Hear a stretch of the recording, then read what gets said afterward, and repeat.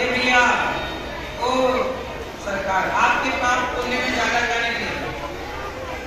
आपसे पूछ रहे हैं, पुण्य निकले नहीं ज्यादा? क्या पुण्य करते हो? शराब पीते हो?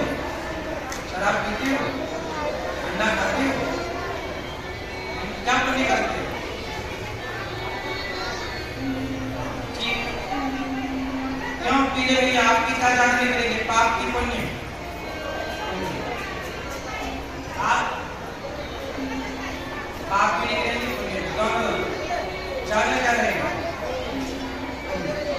आपके? क्या ज्यादा रहेगा?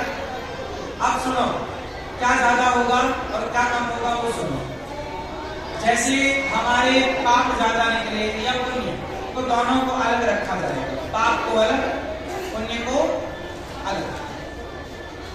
अब यमराज जी बोलेंगे कि भाई आपने 5 किलो पाप किए हैं और पुण्य केवल 100 ग्राम, तो 5 किलो पापों को भोगने के लिए आपको नरक में डाला जाएगा। नरक से निकालकर फिर 84 लाख योनियों में डाला जाएगा। ये 84 कुत्ता, बिल्ली, नाली का कीड़ा, ये 84 लाख योनियां तुम्हारे पाप का, कर्मों का दंड है। ये सब भोग कर फिर आप यमराज जी के पास जाओगे।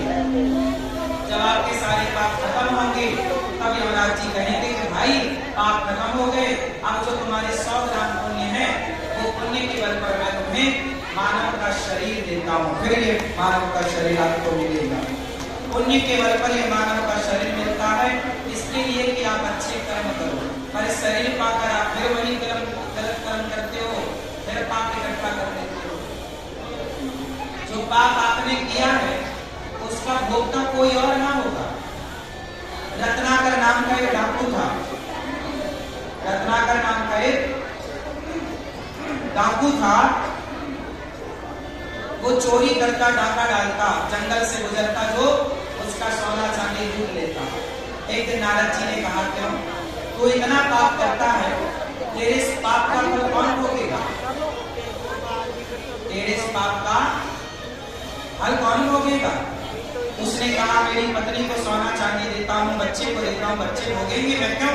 बोले ना, तू सोना चांदी पाप करके जो कमा रहा है, तेरे सोना चांदी के हिस्सेदार बहुत हो जाएंगे, पर तेरे पाप का हिस्सेदार कोई ना होगा।